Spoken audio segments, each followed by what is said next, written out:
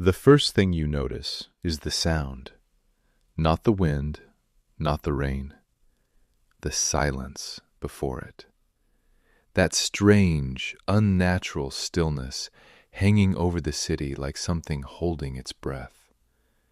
The television is still on in the background, weather maps, nervous smiles from anchors trying not to sound afraid, red spirals spinning slowly across the Gulf. They keep repeating the same words over and over again. Category 5, unprecedented evacuation. But your apartment still smells like coffee from this morning. Your phone still buzzes with stupid notifications. Someone upstairs is vacuuming their carpet like tomorrow is guaranteed. Somewhere outside, a dog barks at nothing. And that's the strange thing about disaster. It never arrives emotionally when it arrives physically. At first, it feels distant, like a movie you accidentally walked into halfway through. You stand by the window at 2:13 a.m., staring at empty streets reflecting orange streetlights on wet pavement, trying to convince yourself this is temporary. Trying to convince yourself people survive things like this every day. But your body already knows. That's why you can't sit still. Why you keep checking your phone without reading anything. Why every sound suddenly feels loaded. You open the fridge even though you're not hungry. You walk from room to room like there's something important you forgot. You stare at objects you never noticed before. The chair near the hallway, the crack in the ceiling, the family photo magnet hanging slightly crooked on the refrigerator. Your mind starts recording everything, because somewhere deep inside you, something ancient has awakened, and it's whispering one terrifying thought. This place may not exist tomorrow. Then the city changes. Not all at once. Slowly, like a person realizing bad news before they admit it out loud. Gas stations overflow first. People stop smiling at each other.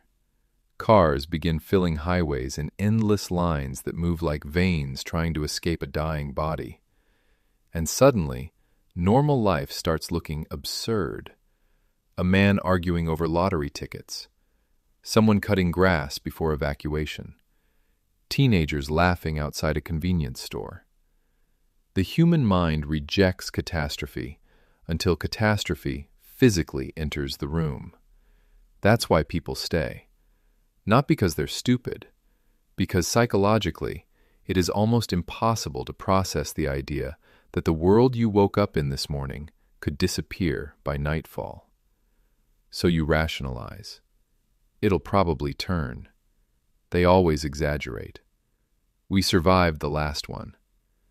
You say these things quietly, not to others, to yourself.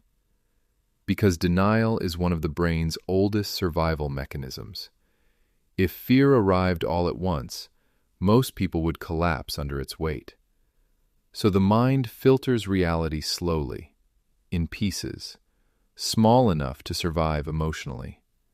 But eventually, the sky changes color, and deep down, you know, this one is different. The wind arrives first, soft at the beginning, almost polite. Curtains shift slightly, tree branches tremble, loose signs creak against metal poles, and then something changes. The air itself becomes aggressive. You hear objects scraping outside, distant sirens, glass shattering somewhere blocks away. The building groans around you like an old ship entering violent water, and suddenly, the walls no longer feel permanent. That's what fear really is. Not screaming, not panic. Fear is when familiar things stop feeling reliable, when doors feel fragile, when windows feel temporary, when the ceiling above your head suddenly feels thin. You sit in darkness because the power died an hour ago.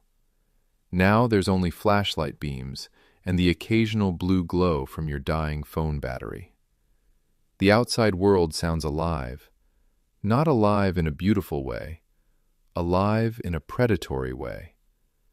The hurricane doesn't sound like weather anymore. It sounds conscious. And this is where something inside people begins to split apart. Because disasters don't just destroy buildings. They destroy illusions. The illusion of control. The illusion of permanence.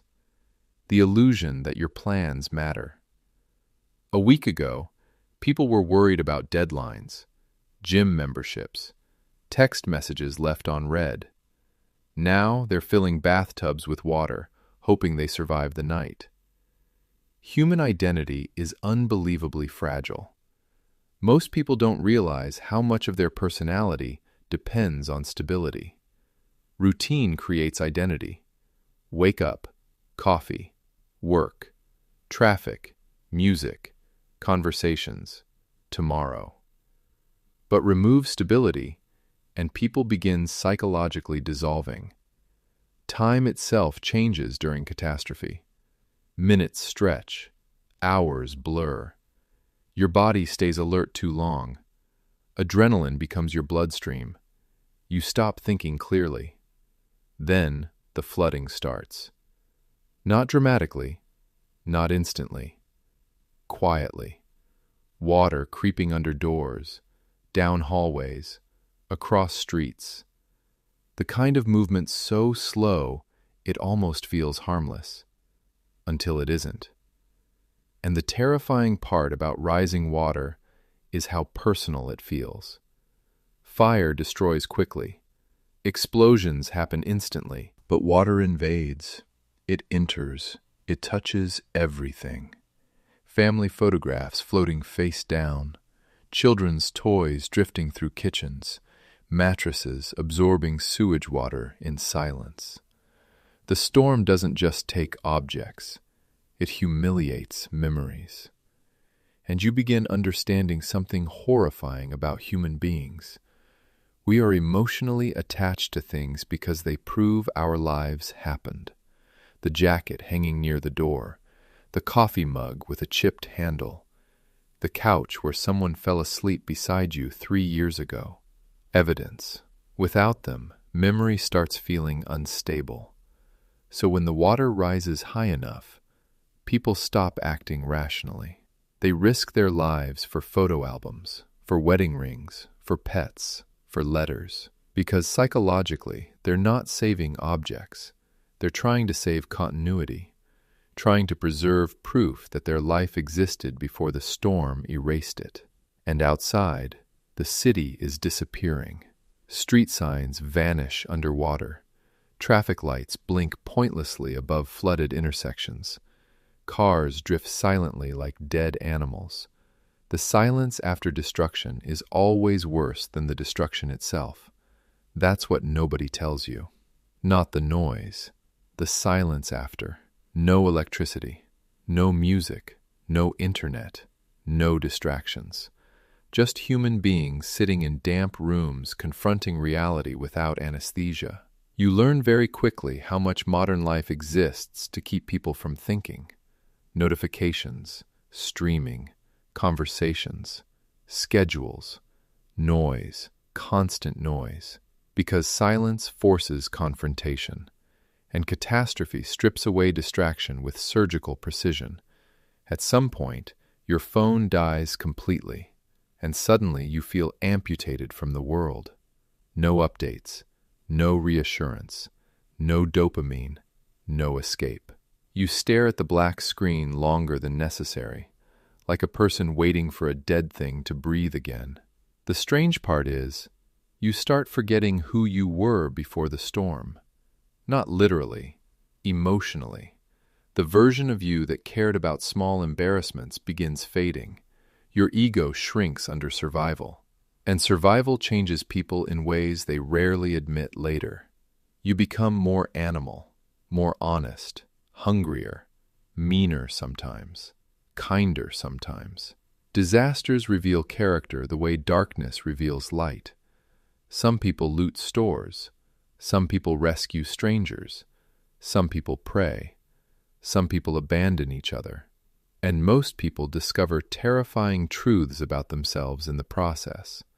You learn how thin civilization actually is, how quickly politeness evaporates when survival enters the room, how fragile morality becomes when fear dominates the nervous system for too long.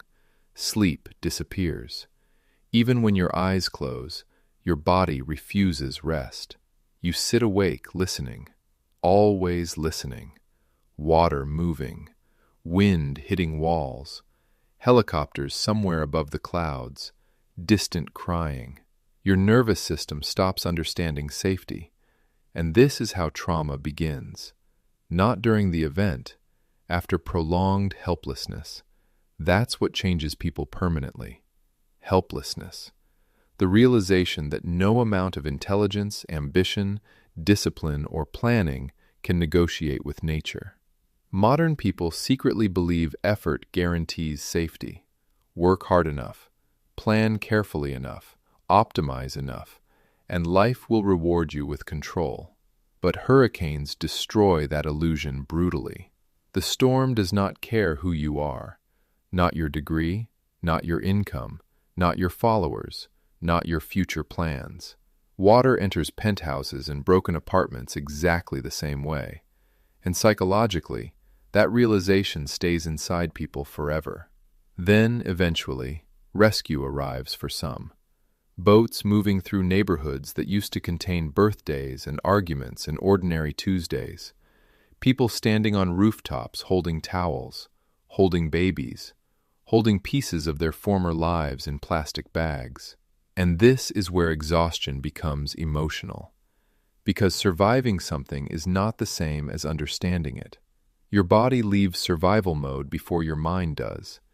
Weeks later, you still flinch at heavy rain, still wake up confused at night, still feel guilty for laughing too hard at something. Trauma creates emotional contradictions people rarely discuss. You feel grateful and empty simultaneously, alive and disconnected simultaneously, safe and unsafe simultaneously. You start noticing strange behaviors, staring at weather forecasts obsessively, keeping bottled water stacked unnecessarily high, feeling anxious when your phone battery drops below 50%, checking exits everywhere you go. The body remembers disasters long after the mind tries moving on, and nobody around you fully understands. That's another painful part. The world resumes quickly. News cycles end. People return to conversations about celebrities and promotions and weekend plans. But internally, something fundamental has shifted. You've seen how quickly reality collapses. That knowledge changes the texture of ordinary life forever. At restaurants, you notice emergency exits first. During storms, your chest tightens before your brain understands why. You become emotionally suspicious of comfort, because comfort now feels temporary. And eventually, you stop talking about the hurricane entirely. Not because it stopped mattering, because language cannot properly contain experiences that dismantled you psychologically. How do you explain the feeling of watching your city drown? How do you explain hearing human beings scream through darkness while helicopters pass overhead unable to stop? How do you explain the guilt of surviving when others didn't? So instead, you become quieter, more inward. You develop strange emotional habits. Sitting alone longer than usual, watching rain hit windows with distant eyes, feeling detached in crowded rooms. The truth is, catastrophe ages people invisibly. Not physically, existentially. You stop assuming there will always be time. You stop fully trusting permanence. You begin understanding how fragile every ordinary moment actually is. And strangely, that realization makes life both heavier and more beautiful. Because now you notice things you ignored before. Electricity feels miraculous. Dry floors feel luxurious. The sound of loved ones breathing nearby at night feels sacred. Suffering reorganizes perception, not through wisdom, through loss. And years later, the hurricane still exists inside you, not as memory, as architecture. It changed the structure of your mind, the way you attach, the way you fear, the way you prepare, the way you love.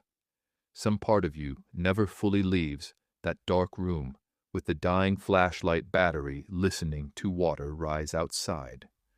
That version of you remains frozen there permanently. And maybe that's what disasters really are, not events. Versions of yourself you can never return from.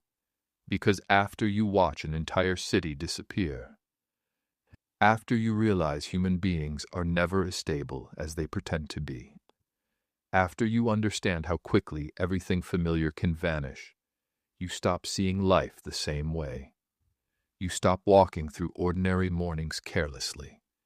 You stop believing certainty is real. And sometimes late at night, when rain taps softly against your window, you feel it again. That silence before the storm. That ancient fear waking up quietly inside your chest.